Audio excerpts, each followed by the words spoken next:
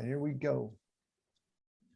All right, before we dive in, is there anything left over from last week that anybody wants to bring up or talk about?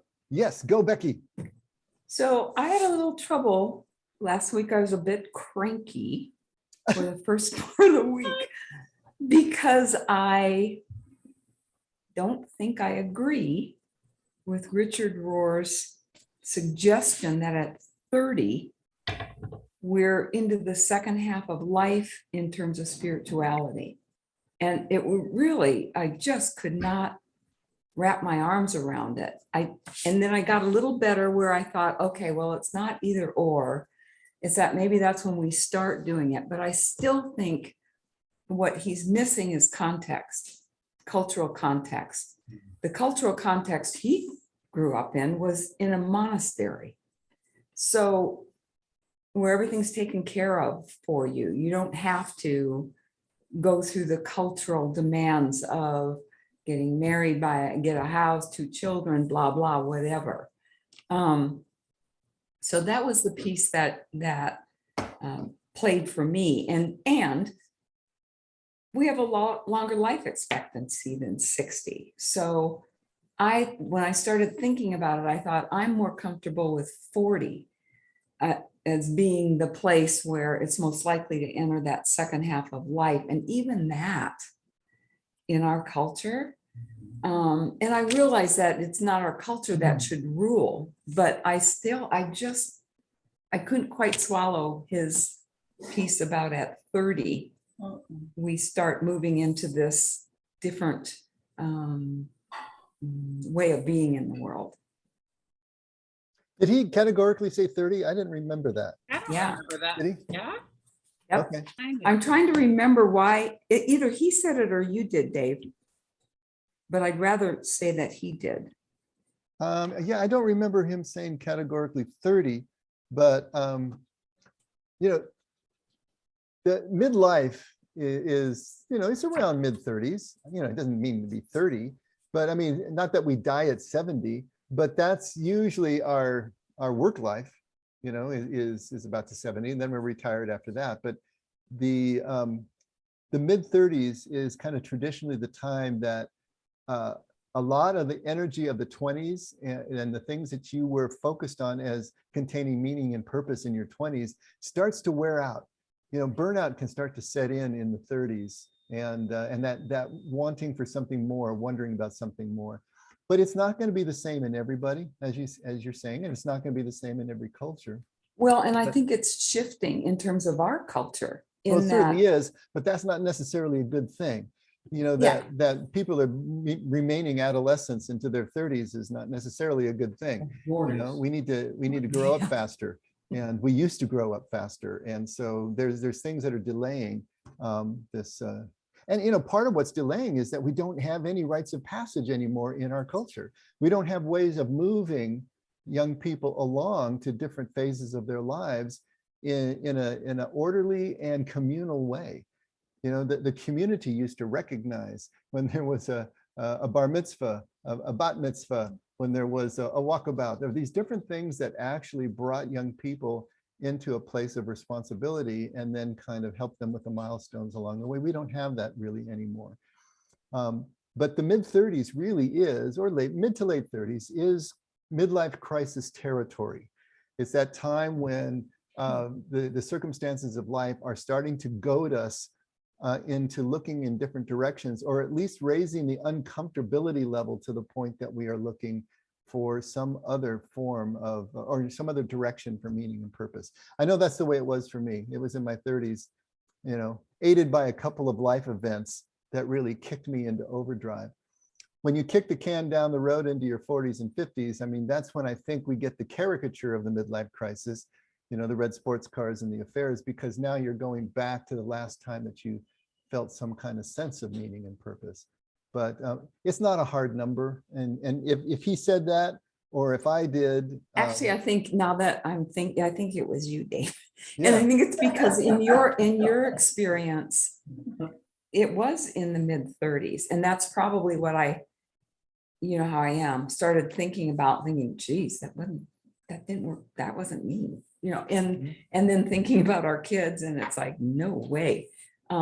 So, I would argue that you're an anomaly.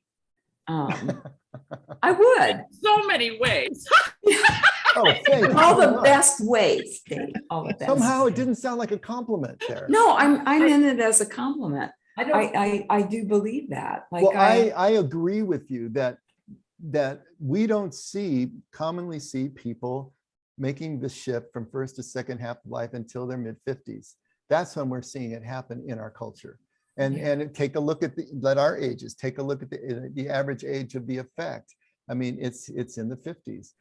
That doesn't mean that it can't or shouldn't be in the 30s. I mean, good Lord, to get 20 good years back, that wouldn't be a bad trade. 70. Tony. But here's the thing. Whenever you come to work, don't worry, you're all going to get paid the same. So it's not about when we actually connect. It's that we actually do at some point, make this shift. Look at Solomon. It was at the very end of his life that he had his Ecclesiastes moment, his Ecclesiastes epiphany. And so, sometimes, there has to be enough of attrition in life to get us to the point where we're finally willing to accept something new. But I think traditionally, and where it should be, is in the mid-30s.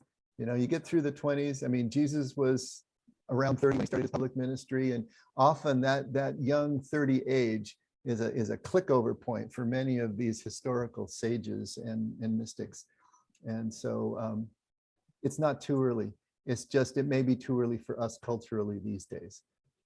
And I wasn't trying to hit a hard and fast number, but when I'm counseling people and I ask them where they are, and if they're in their mid to late 30s, say, hey, you know what? You're right in midlife crisis territory. And they look very surprised. But then to explain it to them and say, this is a time where, look at what you're going through right now. Look at the angst that is starting to boil up and bubble up and come up in your life. This can be the beginning of you really looking at a different way of processing life, different questions to ask, looking in a different direction for the meaning and purpose. And you may look back at this and say, hey, this was that hinge moment where my life really took a different trajectory. So, but at any rate, well, I'm sorry if I gave you any angst over this. No, it was a good angst. Good. Yeah. I just want to chime in. I just don't think, I'm not sure there's any value in quantifying. Wait, say that again, Brady. I'm not sure there's any value in quantifying it. Quantifying the age? I don't think it's the years or the time that is the essential or the effective factor. I think it's life circumstances. And I think there's something in the process that brings us to that point. And it could be in your 30s, it could be in your 20s, it could be in your 70s. And so I think I would value a conversation about those circumstances, the kinds of things that people experience, whatever time in their life it was, but what kind of things that people experience that kind of bring them to that place where they begin to start that second half of life. Yeah. I mean, I want to add also, driving home today, I was listening to an interview with Joan Didion with her grief and death of her husband. Then a year later, her only daughter. So the interviewer asked her, do you believe in afterlife? Do you believe this? And so on. So what she said to is, hang on, let me get the dog out. Cliffhanger. now we're left hanging. Come back next Wednesday. Find out what happened to her. Yeah. Cliffhanger. Sorry. So what she said is, I believe, no, it's not the literal truth that I see or read about, but it's the poetic truth. And I think that's what she meant. It's not, hinging on 30 or 40. Like Brady said, it's a process. Like, I didn't think I was in midlife crisis until I was in my late 50s. In the meantime, I felt like a young girl. I felt like young. I occasionally work with 60 and 70-year-old frat boys. I mean, guys who still want to go out and drink and gas bomb, and they're just not there yet. So I've met some men and women in the military and first responders where it started turning in the 20s. And I think it's all about, again, I think it's all about life circumstances, the process of that, how a person, the choices that we make, the things that we encounter, especially the things that we encounter that are unanticipated, that have an impact on us.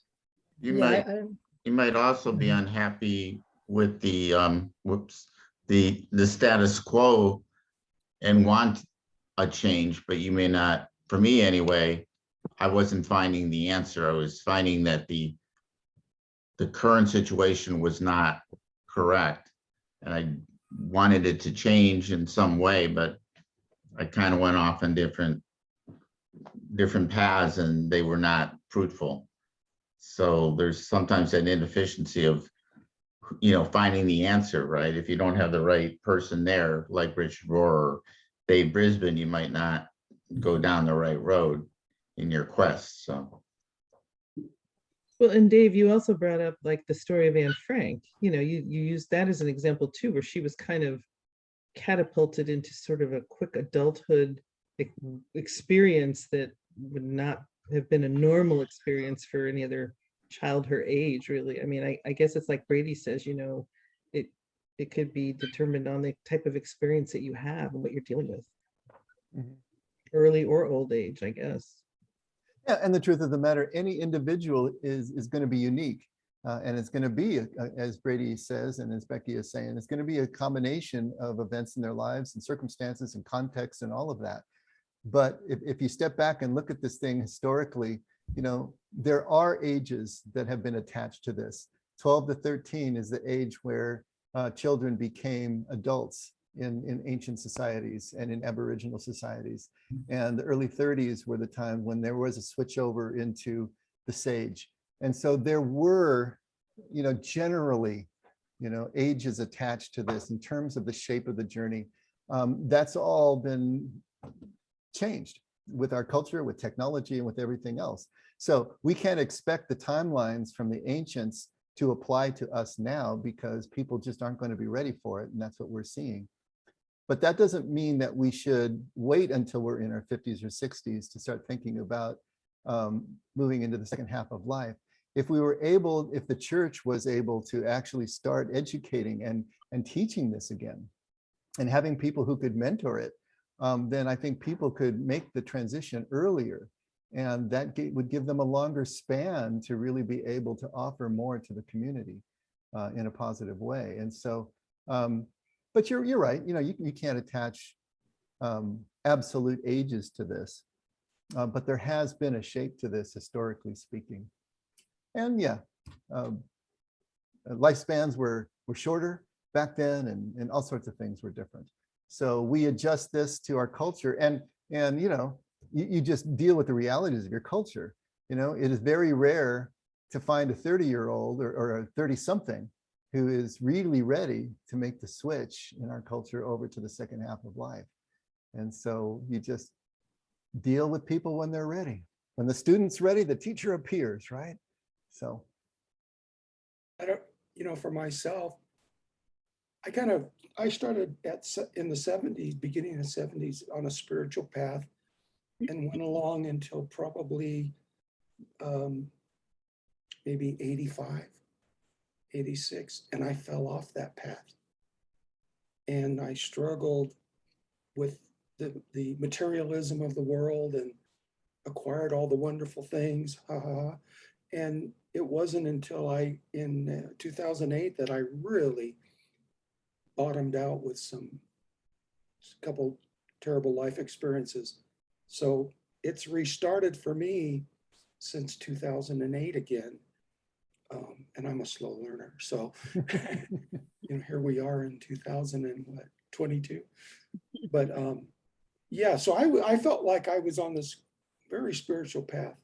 And then something happened. There was one point where I said, if any of this stuff that I've learned in this journey was worth anything, I need to go live it. And I was able to do that for a long time. And then life hit me in the face and I fell down. and had a hard time getting back up again. It happens. It did happen. It does. It happens. Yeah. All right, Becky, did we kick that around enough for you? All right. And this I is have a quick follow-up thought here. you go. More of a question, because I was thinking of like the 60s kind of revolution and wondering if this can happen on a mass level, on a cultural mass level. And can we, I don't even know if the 60s captures it, but when I listen to music from that generation, I feel like those people were onto something, like something was going on there. There was an understanding of something that went away in the 70s and 80s when you listen to that shift in music, essentially. And I don't know if there was the drugs or whatever the case might be. But yeah, just wondering as a question, can this happen as a culture, like as a mass movement? Are you talking about a shift in consciousness? Yeah, kind Okay. of like a second half of life shift in consciousness, like a shift to a spiritual way of functioning, like all you need is love kind of mindset that we were getting in the popular culture during that time frame that just fizzled out by the 80s. Well, it's one thing when you look back, you tend to see things with maybe rose-colored glasses. But if you really look at what the 60s were all about and the type of cultural revolution that was going on, and I would say quasi-spiritual revolution that was going on, it wasn't as pure as we may think. There was a Jesus movement and there was this and that going on, but it was so culturally loaded. I don't know how much of it would really qualify as moving into second half of life experience. And certainly not a movement like the Desert Fathers and Mothers in the 3rd and 4th century was. It was a genuine movement into contemplative territory. And even then, it was adulterated. And Thomas Merton is very clear in saying, that the early Desert Fathers and Mothers, that fervor and that purity didn't continue on generation after generation. It became adulterated. They became loaded down with rules and obedience and the weight of the communities as they grew, and the fame of the communities as they grew had its toll on their life as well. And so, it's human beings doing what human beings do. Most of the revivals and other things that we know of historically tended to be regional. They tended to be fairly short-lived, and even if the religion carried on, it wasn't what it once was. Francis of Assisi, for instance, was a complete revolutionary, and his first followers followed in his footsteps. But look at the Franciscans now, and how were they, 50 years after Francis or 100 years after Francis? As they grew and they became an institution, they became prey to everything that institutions always become, and it changed. And Rohr is the first to kind of bemoan the fact that, his order is not what it once was and what he would maybe like it to be. So I think, we just have to be a little careful with these things. Obviously, we are all looking forward to the time when maybe there is a more universal change in human consciousness that can take us out of the morass that we find ourselves in, time after time. But the words of Jesus, that we will always have the poor with us. And of course, his speaking about the narrow gate sort of puts it in a different context. Maybe it always is a subset that quote unquote gets it, that is willing to do what it takes to be able to move into these kind of areas, spiritually speaking. I don't know. But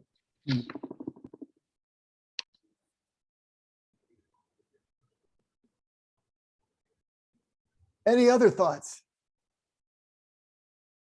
Okay, so I wanted to just touch a couple of things, starting with page 45.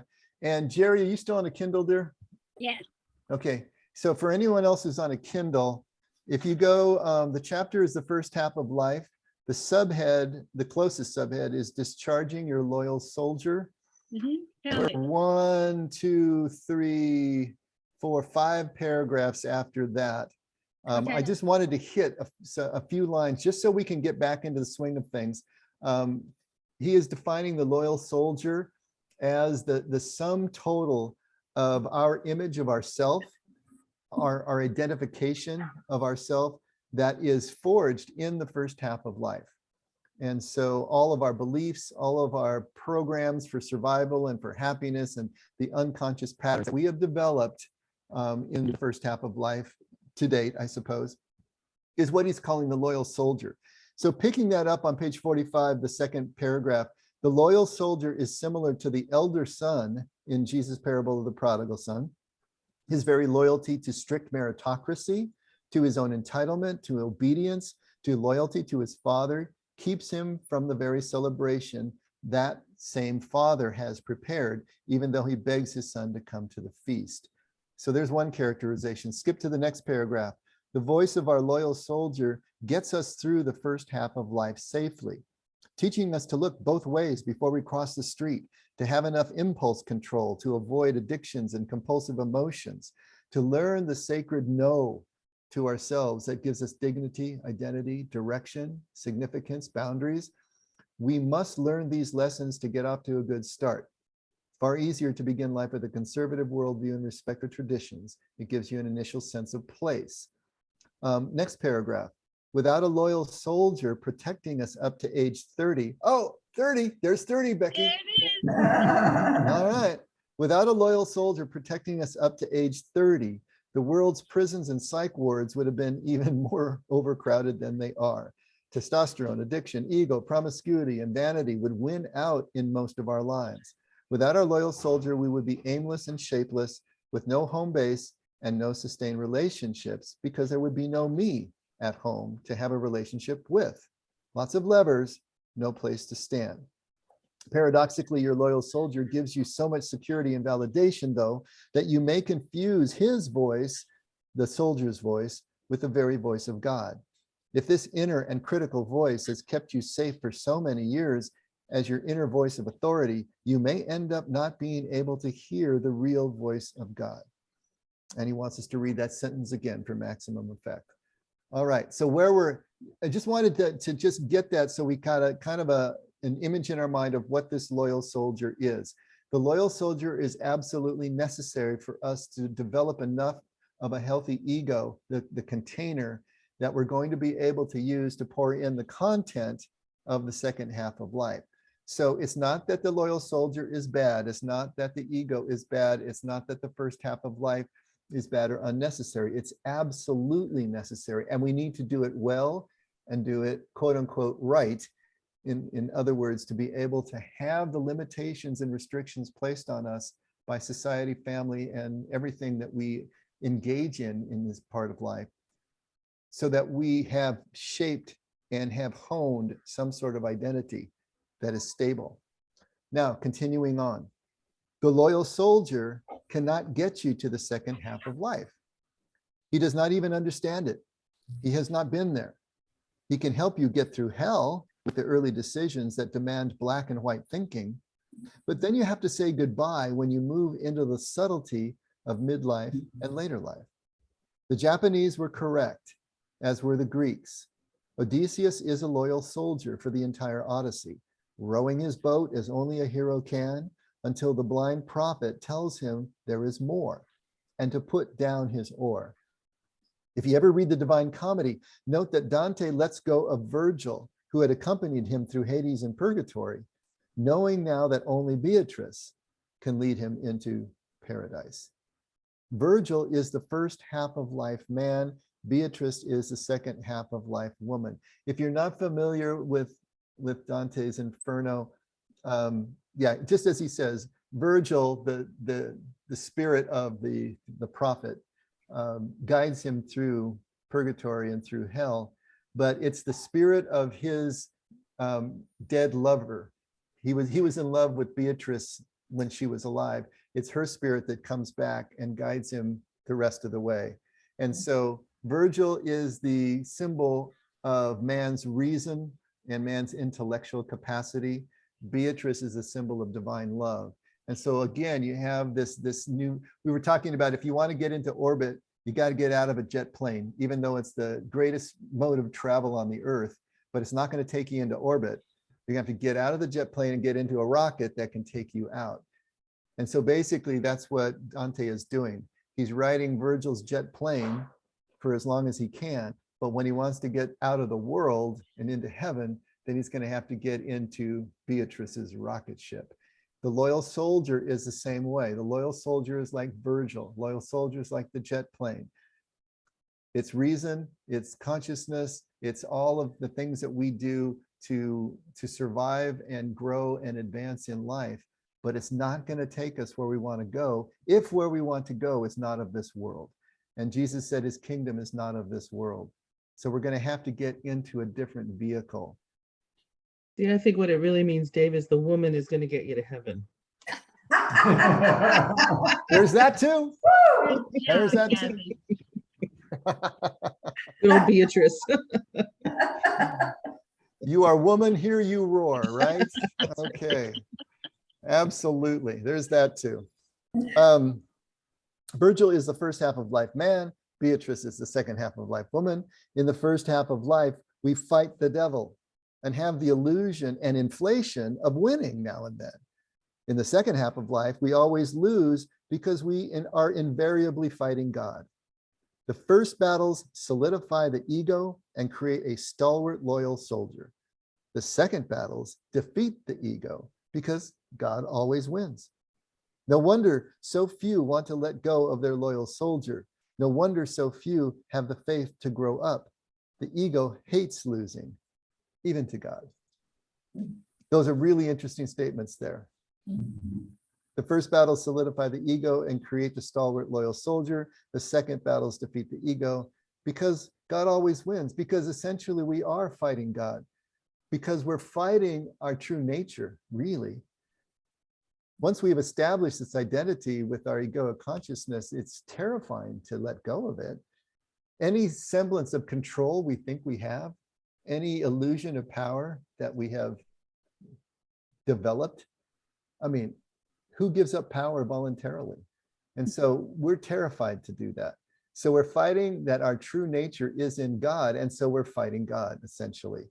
And so that narrow gate of Jesus that he talks about, that so few will take this narrow path to life, and so many will continue on the path to destruction, is just another way of saying the same thing.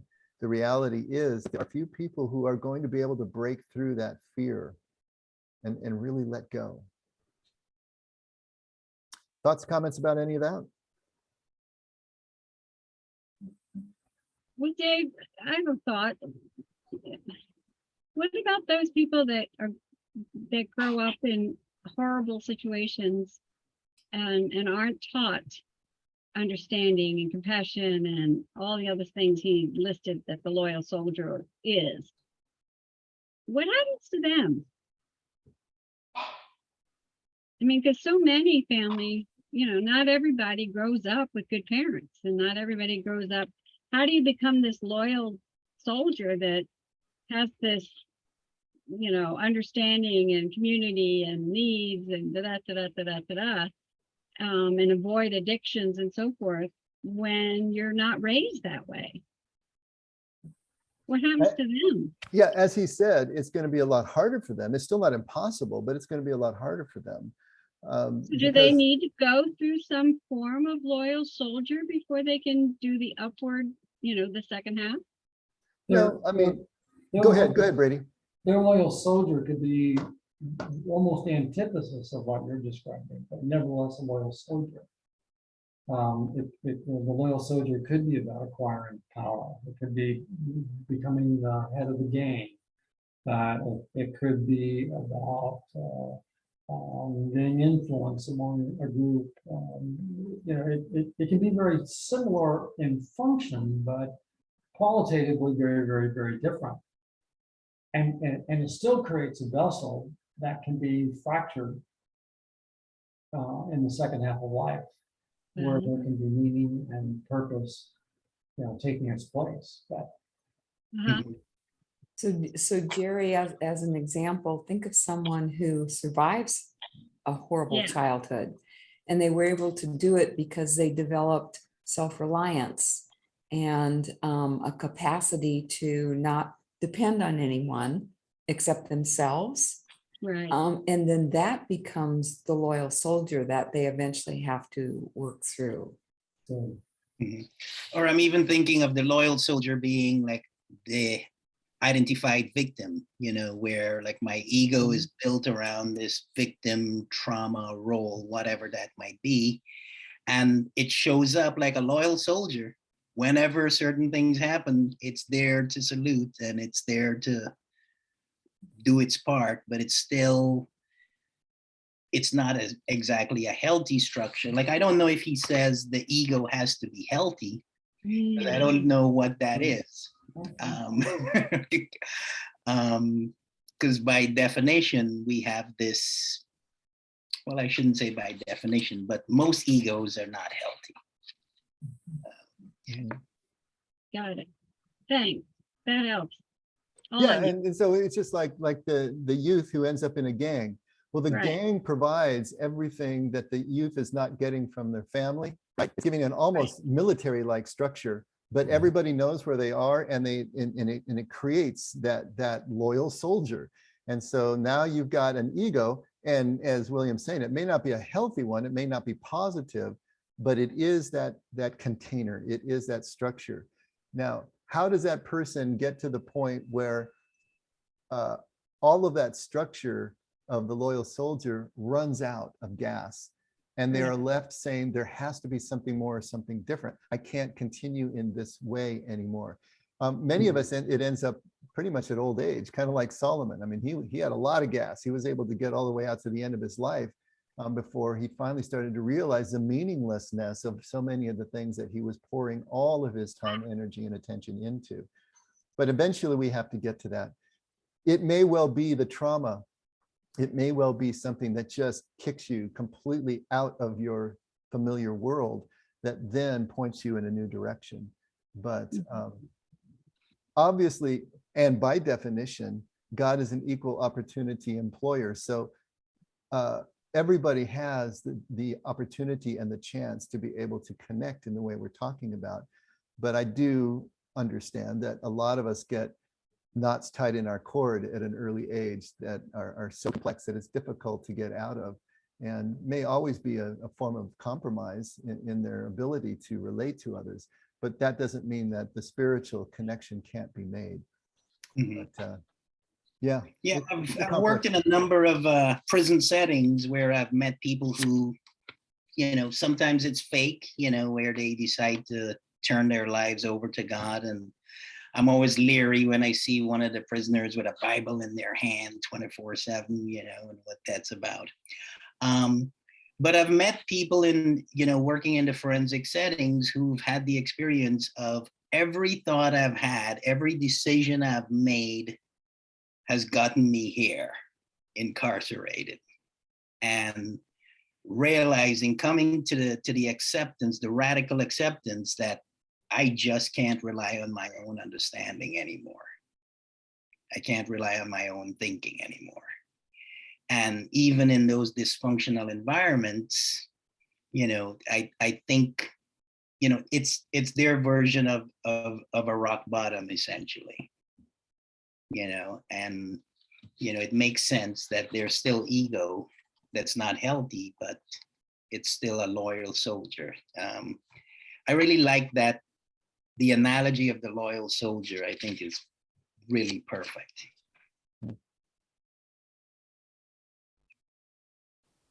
So let's take it the next step. He says the loyal soldier is largely the same thing that Freud was describing with his concept of the superego, which he said usually substitutes for any real adult formation of conscience. The superego feels like God because people had nothing else to guide them. Such a bogus conscience is a terrible substitute for authentic morality. What reveals its bogus character is its major resistance to change and growth.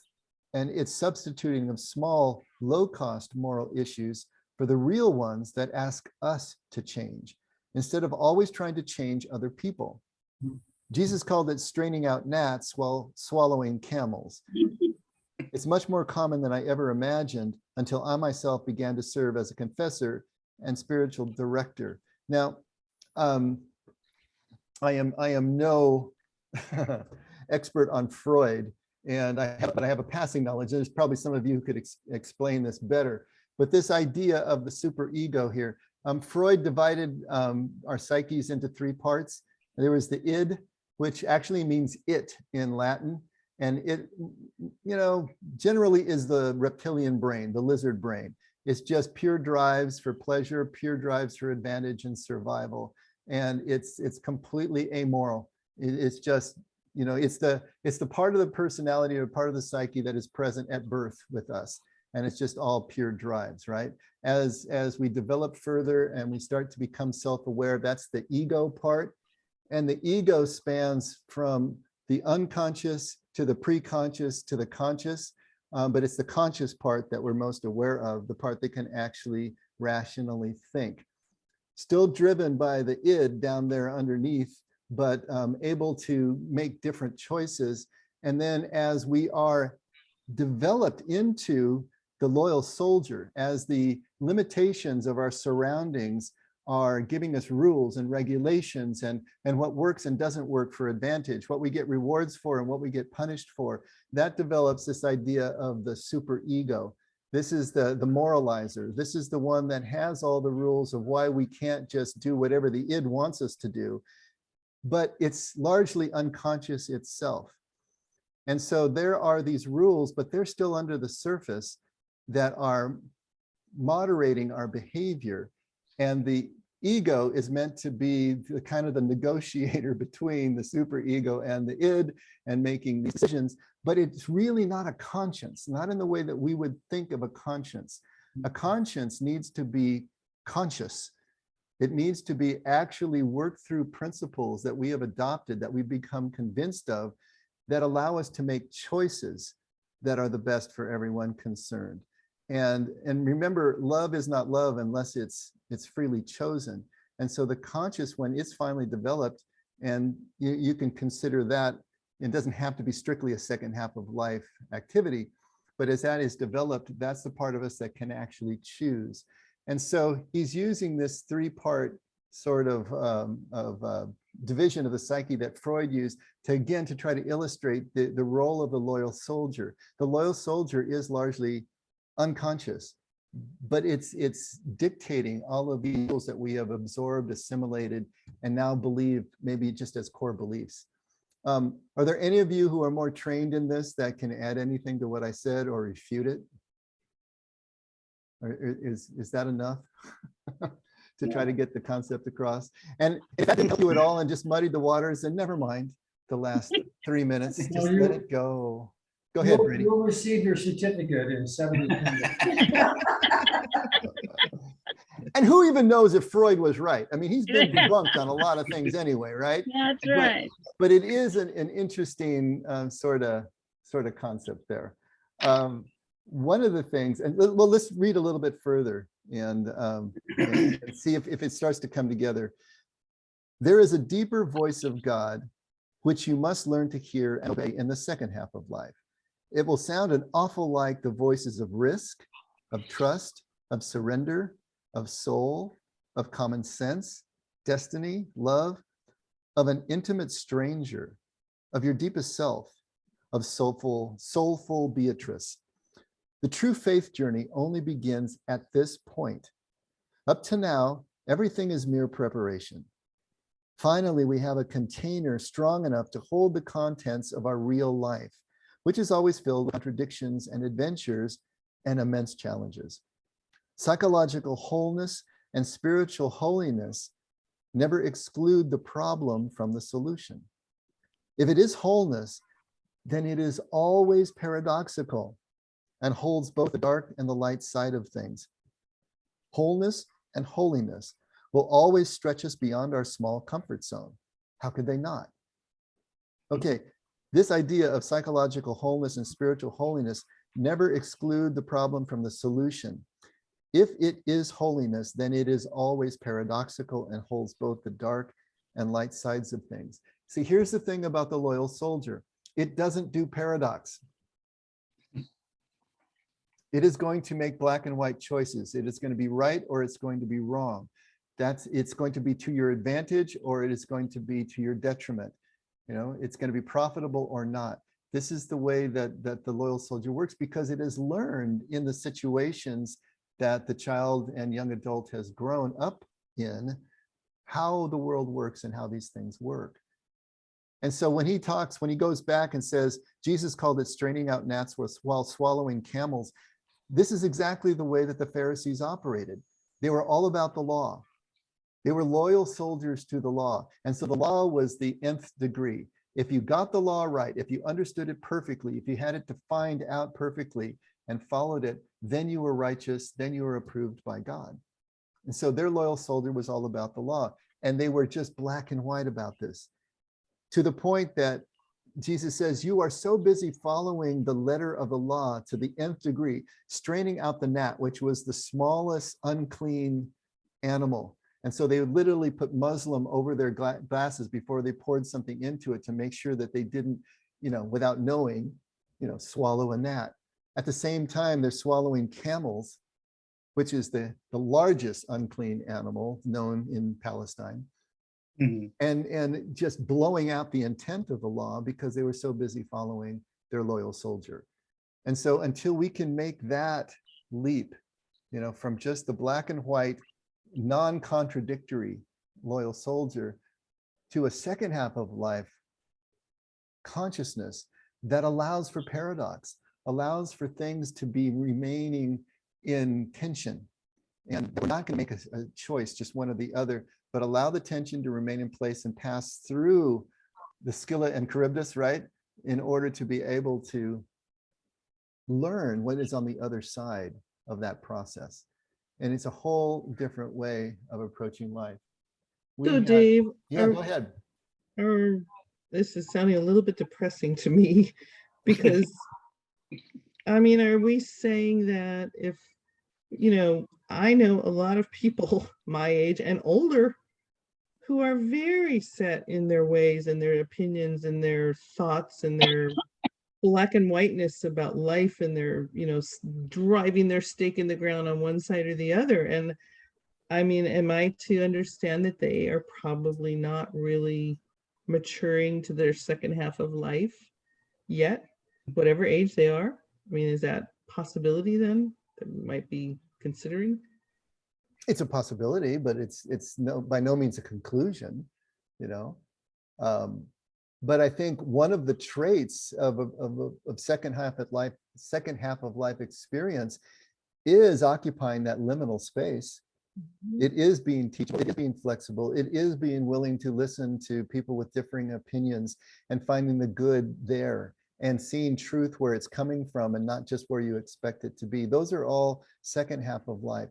The universality, the ecumenism of second half of life, the inclusivity, being able to draw people in, to be able to accept and live with and relate to people of all different stripes, even those you understand, to be able to love the enemy.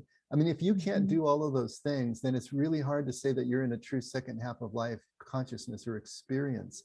But these are not hard and fast rules. I mean, it's you can't make these absolute diagnoses. We're all on a spectrum someplace. And so, But it could sound like that a lot of people are still stuck in their loyal soldier mode, possibly is where they could be. So that would be an indication, I would think, certainly. Yeah. I can't get past the stupid hear and obey thing. To get the richness of the last part of the paragraph. What is this hear and obey?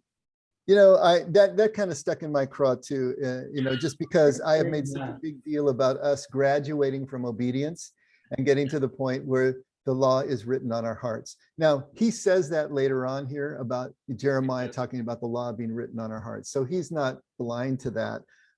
He used a word that's kind of triggering, I think, for me too, Danielle, so I share in that.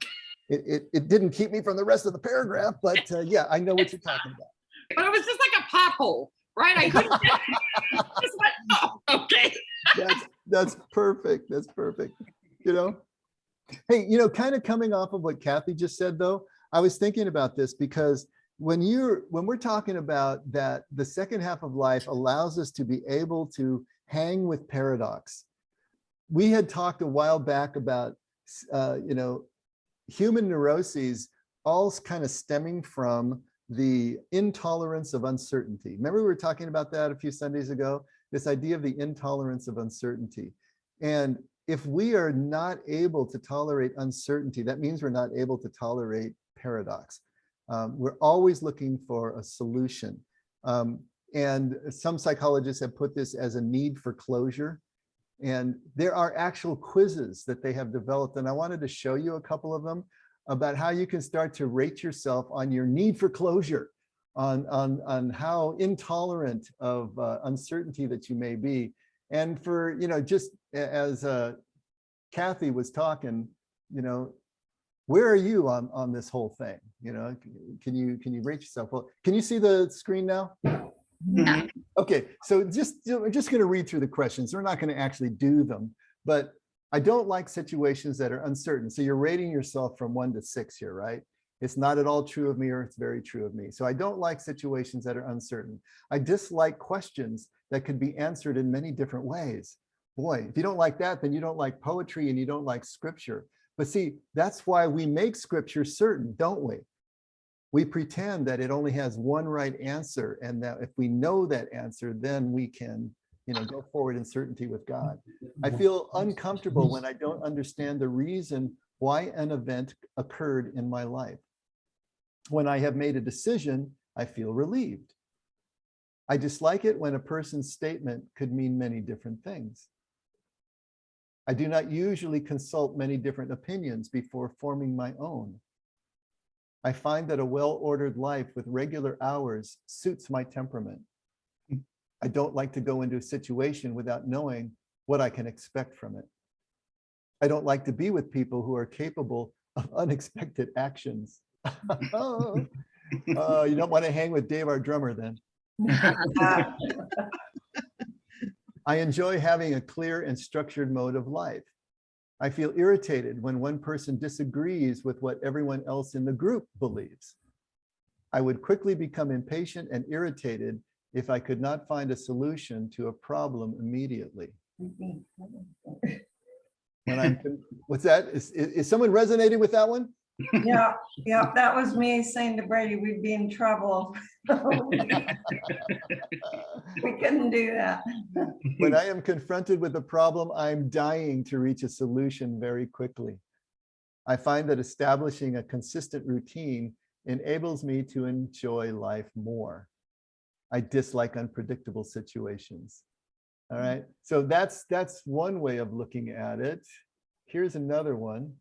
And it's a little smaller. So I don't know if I can get, oh yeah, I can get it bigger. Let me go. Dave, I got a question for you. Yeah, go ahead. Is the loyal soldier a grown-up version of the inner child? No, that really wouldn't be the same thing. The inner child is usually talking about the precognitive child that is just free and, and lives life to abandon and all that sort of thing, rather than the one that has now been restricted and molded. We're kind of talking about the Jello mold here, Scott, that the kid has been put in the Jello mold and held there. And the loyal soldier is the sum of all of that learning about what works and doesn't work. That would then further restrict the inner child. At least that's the way that I would see it. Makes sense, right? thanks. I don't know. Okay, so here's another intolerance of uncertainty quiz. 1 to 3 this time. You would don't agree at 0. You would strongly agree at 3. I must be certain of my decisions. It's difficult for me to relax if I don't know what will happen tomorrow. Harmful events might happen if I'm not very careful. In order to feel safe, I need to be as prepared as possible for anything that could go wrong. It's essential for me to consider all possible outcomes of a situation. I always want to know what the future has in store for me. I often check things over and over to make sure something bad does not happen. I don't like being undecided about my future. I frequently worry about bad things happening, like an accident, a family tragedy, or getting sick. The smallest doubt can keep me from acting. And then the higher your score, the more likely you are to have the following problems. Check off all the problems that apply to you.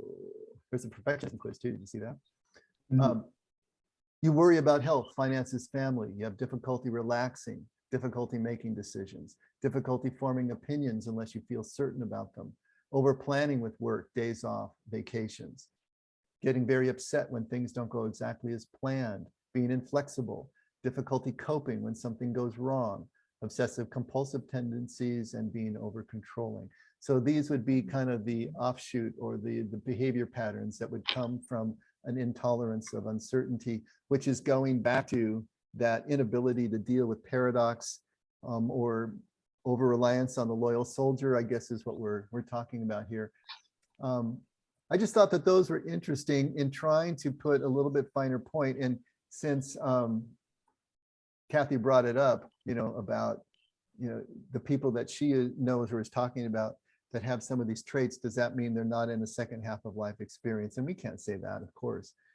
But taking a look at our own tendencies, how intolerant of uncertainty are we? How unwilling are we to experience paradox, or to let paradox continue to just remain unresolved for us? That may have something to do with the fear that's still in place, that's not allowing us to really fall over into this second half of life experience.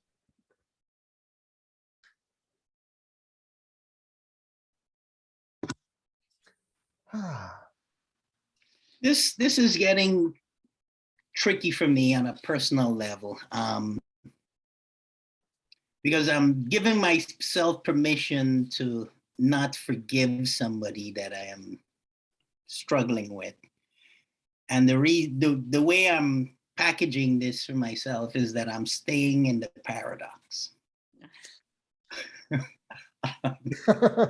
Oh, interesting. But I don't know if I'm bullshitting myself. Because I know I love this person, I care about this person, but I am not there in terms of whatever forgiveness is supposed to feel like, or what I think it's supposed to feel like. I don't think I'm there fully. And I feel like I don't want to rush to forgiveness, because that will, put a Band-Aid on things when there's a broken bone in there somewhere. So let me ask you this one. What does forgiveness mean to you? How would you define it? Well, it's when I let go of, like when I think of this set myself free kind of situation.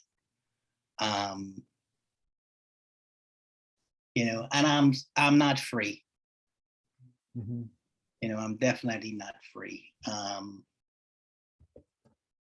But anyhow, I'm trying to, stay in the conflict. I'm trying to stay in that space where I recognize that I am hurt by this person and I'm upset at this person because I care about them and I love them, and let that do what it needs to do. But there are times I feel like I'm stuck. Well, I don't know. That sounds pretty healthy to me. I mean, yeah, it's, Rome wasn't built in a day, right? But as when you say you were giving yourself permission to stay in unforgiveness, that to me meant, first off, that you're in just a place of stasis. You were just agreeing that you were going to stay right here in whatever resentments or victimization or whatever it is that you're feeling. But if you say you really love this person and you're trying to move forward, then you're just not there yet.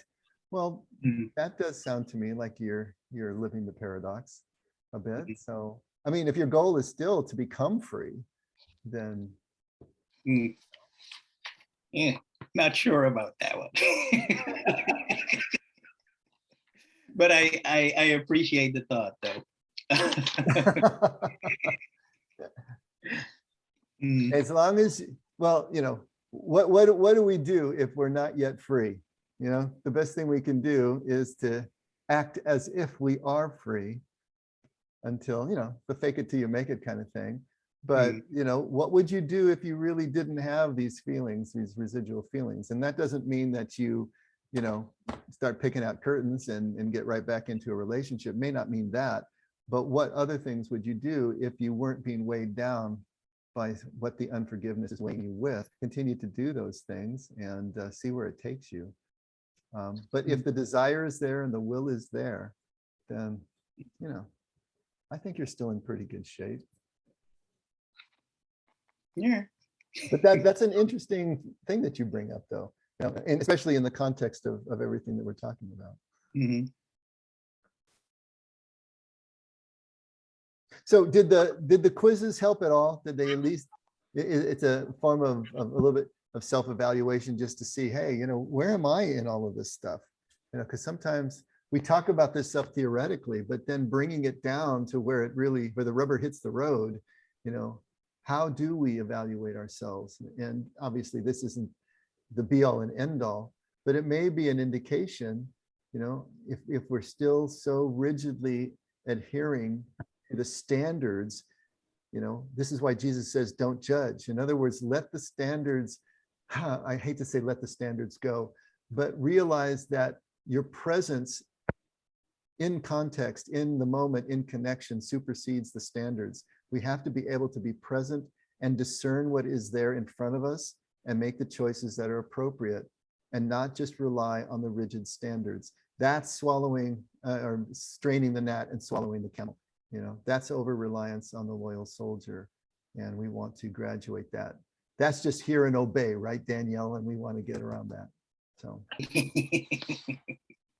Well, I was answering some of the questions, and many times I was arguing with myself. I said, well, it depends. It says, oh, yeah, the decision you have, you don't like uncertainty. Well, it depends, right? Tomorrow, like, I don't care if it's gonna rain or have sunny, but tomorrow, the predictability is I gotta go to work, but I cannot, this traffic jam, oh my gosh, I'll be late. Okay, you let it go, there's nothing I can do. That's easy, but it depends. Like where do we eat for what restaurant? I really don't care. I mean, I don't. So because to me that's trivial. Whatever is good, I don't care. So I tell my girls, as long as it's not junk food, okay. But there are other things like consequences. Like I remember this was 25 years ago. We're looking for a house. It depends. You carefully research the school district, the environment, etc. Because there are other long-term consequences. For us, the others are trivial, right? Mm-hmm. And some of these things you can look over and say, hey, that's just common sense. I should prepare for my vacation.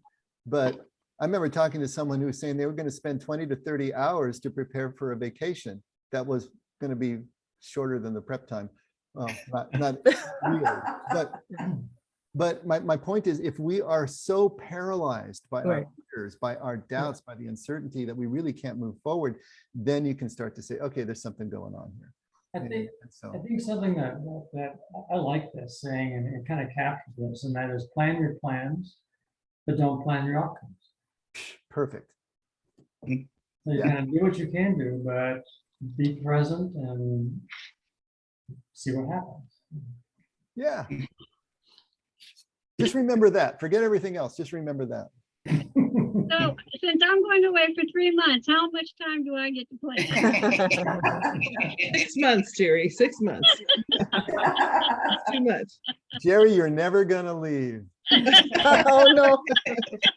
Just keep planning, dear. That would suit us just fine, actually. Okay, thank you. Do any of you, would any of you like to have these quizzes? You want me to include them in the? Yes. You want to take them? Yeah, they were great. They were Okay. great. I got a couple of clients that would enjoy that. Okay, I will include these in tomorrow's email, and I will try not to lose the recording as well. So I will send those to you. I think we're done. That's it. We're out of time. Oh. So another great session, guys. And we didn't get as far as I was planning in the book, but that's okay. We had stuff to talk about. So It's great. Let's see, Scotty, there you are. There I am. Prayer, my friend. Lord God, we're so grateful to be here again tonight, and we just want to express that gratitude by saying out loud how much we thank you and love you and appreciate all you do for us.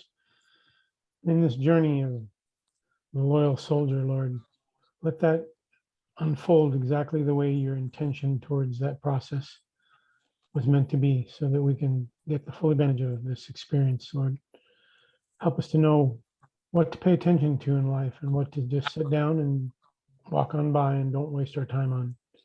Help us to love and grow and learn every day, and do it in a way that seeing the other people through Jesus' eyes and how Jesus told us to love and respond and take care of each other. We thank you and we praise your holy name.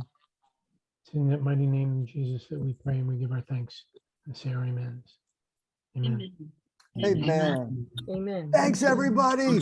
All right. You have Hi, Jerry. Thank you. Great seeing everybody. Bye. Bye, guys. Hi, guys. Hi, Sandy. Bye-bye. Good night. Bye, Good Lindy. night, guys. Bye, Scott. Bye, William. Sherry. Hi, bye. There you Hi, are. Sherry. Good to hear you, Hi. Sherry. See you later. Okay, Jordana and Linda, see you guys on the weekend. Okay. Bye, Linda. Bye, Dave. Bye.